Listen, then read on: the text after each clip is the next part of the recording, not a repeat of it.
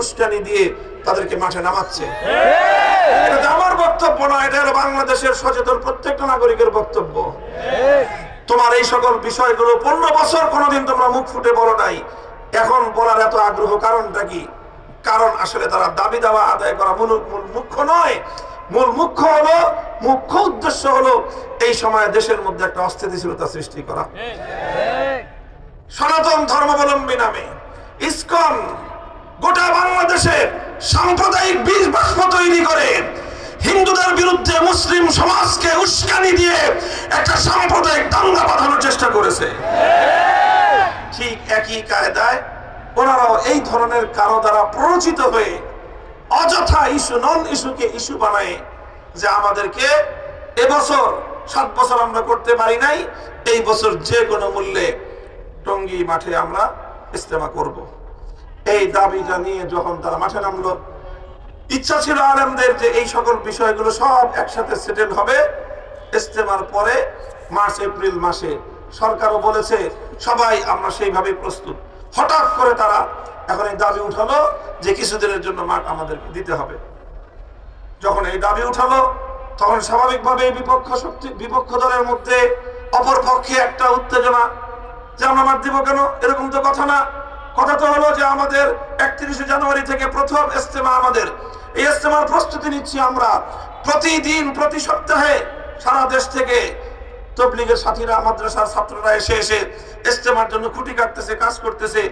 এখন তোমরা মাঝখান দিয়ে কয়দিন তোমরা আবার কেন এখানে ঢুকবা? তোমরা অন্যান্য জায়গায় যেভাবে গত 7 বছর জোর ইজতেমা করেছো, এবছরও সেইভাবেই অন্য জায়গায় জোর ইজতেমা করো। এরপরে মূল ইজতেমা পর্ব সম্পন্ন হওয়ার পরে ফেব্রুয়ারিতে মাঝামাঝি দিকে ইজতেমা শেষ হবে, মাসখানেক পরেই তো মার্চ এপ্রিলে স্থায়ী সমাধান হয়ে যাবে। তখন যেইভাবে মীমাংসা হবে সেইভাবে কাজ করবা।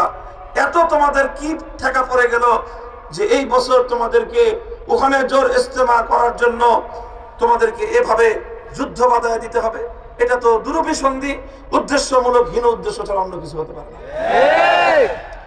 এটার কারণে আমাদের পক্ষের যে সকল লোকজন তাদের মধ্যে একটা উত্তেজনা সৃষ্টি হলো। ওনারা এটা নিয়ে বিভিন্ন কর্মসূচি দেওয়ার চিন্তা করলেন। আমি তাদের সকলকে নিবৃত্ত করলাম যে দাঁড়ান, আপনারা অন্য কোনো পথে যেন না, আমরা আলোচনার মাধ্যমে সমস্যার সমাধান করি। আমি নিজে ব্যক্তিগতভাবে উদ্যোগ নিলাম এবং সাতপন্থীদের ওনাদের যারা দায়িত্বশীল তাদের সঙ্গে যোগাযোগ করলাম। নিজে অগ্রসর হয়ে তাদের সঙ্গে যোগাযোগ করে তাদের সঙ্গে বসলাম। তাদের কাছে গিয়ে, তাদের বাড়িতে গিয়ে তাদের সঙ্গে বসলাম।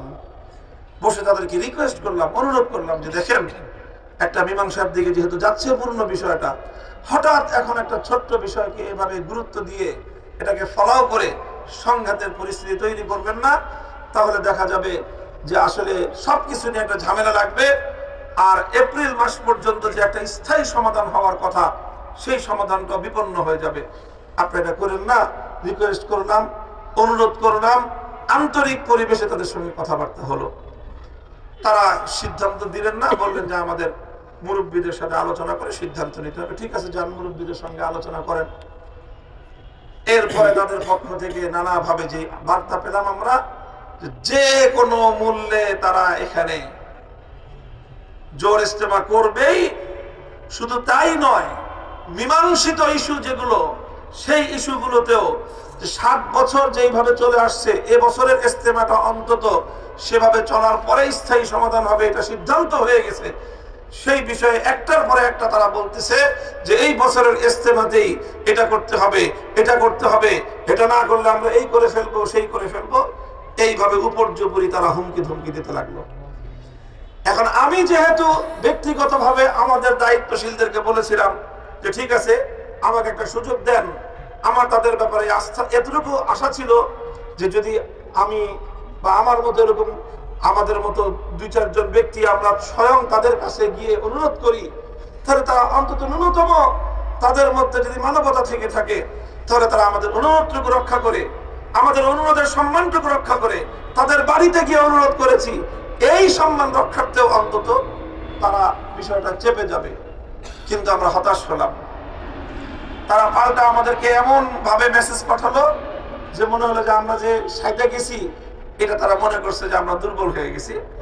আর এই দুর্বল হয়ে গেছি এখন আরেকটু চাপ দিলেই হয়ে যাবে, এটা মনে করলো। এই জন্য আমরা যাওয়ার পরে এখন তাদের ভাষা আরো কঠোর হয়ে গেল। আগে তো বলতো যে আমরা জোর ইস্তেমা করব, আমরা যাওয়ার পরের খবর হলো যে কোনো মূল্যে করবই করব। তখন তো আমি যাদের সাথে কথা দিয়েছিলাম যে তাদেরকে আমি আলোচনার মাধ্যমে বিষয়টা মীমাংসা করতে পারবো, এখন আমি তো ব্যর্থ হয়ে গেলাম।